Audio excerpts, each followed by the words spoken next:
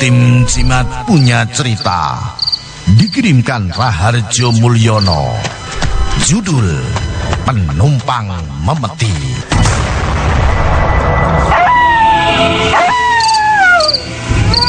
Kejadian iki dialami koncoku rikala taun 1990. Wektu iku koncoku kang jenenge Mas SL isih nyambut gawe dadi supir travel jurusan Semarang Cil. Dheweke nyambut gawe wis 6 taun. Dadi wis apal tenan jalur sing saben dina diliwati wiwit budal saka Semarang nganti tekan Cilacap. Wiwit saka Semarang lewat Temanggung, Wonosobo, Banjarnegara, Purwokerto nganti tekan Cilacap prasasat kaya mung saka Jalan Pemuda menyang Bubaan wae. Mas SL daleme ing Puspanjolo. Dadi yen budal nyambut gawe mesti lewat Lurung Pemuda, banjur menggok nengen lewat Johar, nuli kenceng menyang arah Bubaan. Jam 7 esuk budal saka agen metuki penumpang. Biasane sakwise njupuk penumpang saka daerah kidul kaya dene Banyumanik, banjur bablas budal Cilacap. Yen dalane lancar lelaku bisa ditempuh 6 nganti 7 jam. Watara jam 3 sore wis mlebu agen Cilacap.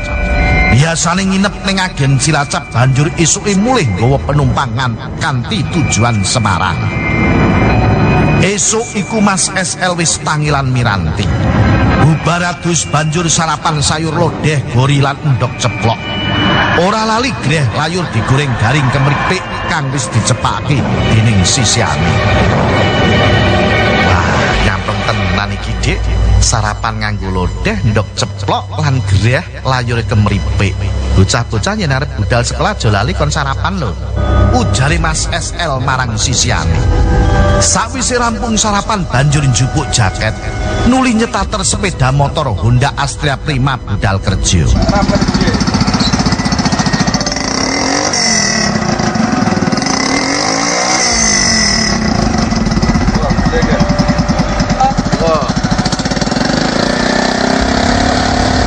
Metu saka omah sepeda motor mlaku alon-alon dalane isih sepi. Tekan Tugu Muda ngepasi lampu perapatan Murup Abang. Sinambi nunggu lampu dheweke kelingan wilengi sisiane. Mas, mengko yen bali menyang Semarang aja wengi-wengi yo. Ngaso ning Cilacap ora usah suwe-suwe. Dino iki dheweke pancen ora nginep ana Cilacap mergo sisuk kebeneran jatahe prei 2 dina. Mula sakwise ngudunake penumpang ing Cilacap niate arep langsung bali Semarang. Mas, iki penumpange sing neng agen wis ngumpul kabeh. Monggo yen arep budal dhisik ben ora kawanen. Mung kurang wong loro kang dipetuk omahe Jangli karo Banyumanik. Kandhane Mbak Yani sing ladeni tiket. Iya Mbak, aku tak manasi mobil dhisik banjur budal. Jam isih nuduhake angka 6:30.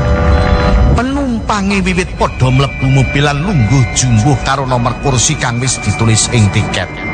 Kudune adhedhasar jadwal budali jam 7 nanging budal gasik ora apa-apa. Malah ora kawanen tur maneh isih metuki penumpang daerah kidul. Mangkono batine Mas SL.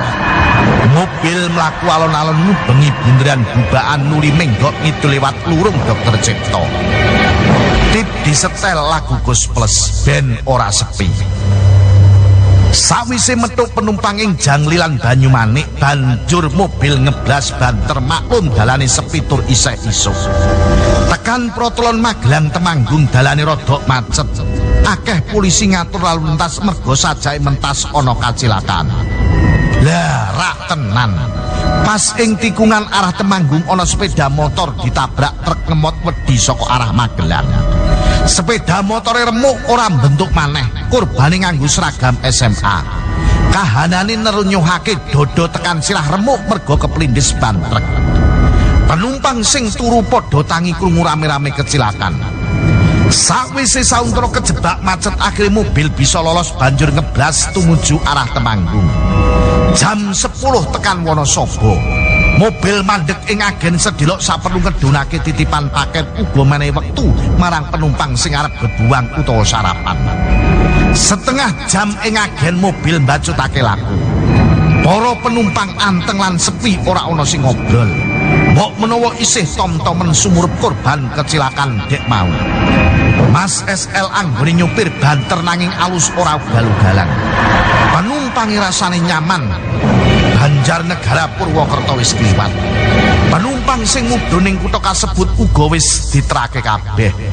Penumpangi saiki mung kari wong 5 sing tujuan Cilacap. Setengah telu sore wis mlebu kutha Cilacap, siji mbaka siji penumpange diterake menyang alamate. Rampung ngudhunake penumpang, mobil tumuju menyang agen. Sakwise serah terima tiket penumpang lan resi paket, Mas SL banjur pamit arep leren sedilok mergo mengko arep langsung bali Semarang. Awak rasane lungkrah kabeh.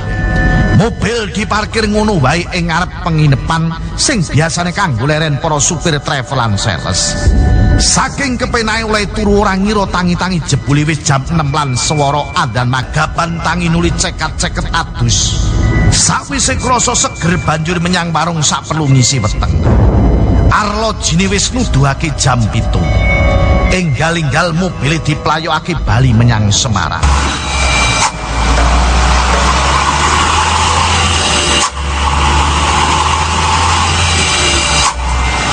Dingaren wengi ku dalane sepi saengga mlakune mobil bisa mbandang. Sadawaning dalan udaning receh ora mandeg-mandeg.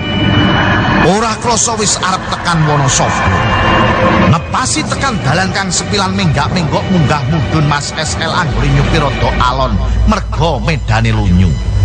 Saka kaca spion tengah dheweke ndeleng memburi mbok menawa ana kendaraan sing arep nyalip.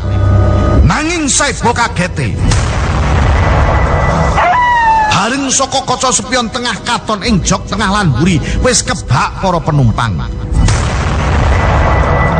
Mas SL jolo awit saka Cilacap ora rumangsa nggawa penumpang.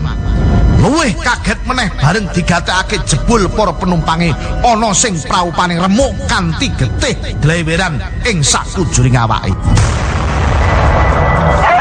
Uga ana kang sirahe kaya sigar saengga polone nganti metu. Ambune mayit bosok ndulek irung. Mas SL grewelan, sikil rasane abot kanggo ngidak pedal, balunge kaya dilolosi. Dheweke banjur menggok menyang pom bensin. Mobil diparkir ana pinggiran pom. Mas SL melayu menyang warung kucingan ngarep pom. Jam ing pon nuduhake 10:30. Kanthi dodo deg-degan lan awak sing isih wel-welan, dheweke pesen wedang jahe.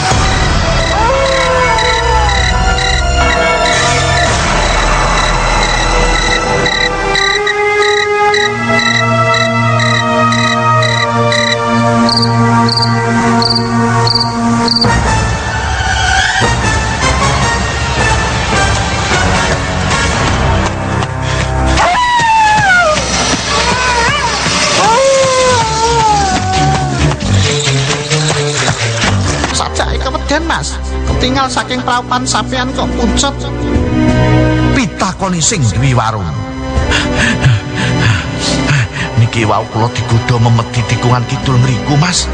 Kula saking Cilacap mboten beto penumpang lah kok ngetos-ngetos bangku tengah lan wingking kebak penumpang kanthi praupan gegirisi. Wangsulane isih keweden.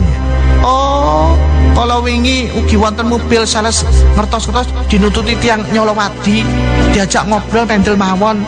Lah pas dumugi tikungan mriku penumpangi ical lan wonten swanten sing guyu kados wewe gombel.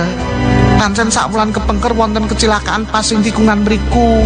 Mobil rombongan layat saking Banjarnegara badhe wangsul Temanggung tabrakan kalih truk tronton. Sedaya penumpange pejah.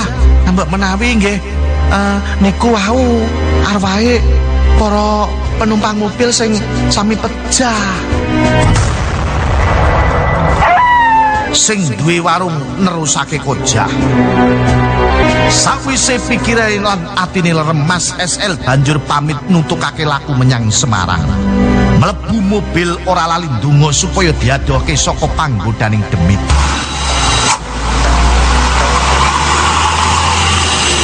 Mobil nerabas petenge wengi tekan Semarang aman lan slamet. Mobil digawa bali menyang omahe dhisik mergo isih jam 3 esuk. Esuke Mas SL banjur cerita marang sisihane. Sing penting awake slamet, Mas. Lan wis tekan omah. Wis, saiki ndang siram terus sarapan. Mobile enggal balikno menyang agen, Mas. Ujare sisihane sinambi goreng bandeng presto nggo lawuh sarapan. Mangkono cerita nyoto iki bersama tim Jimat. Salam Jimatres, salam misteri. Au.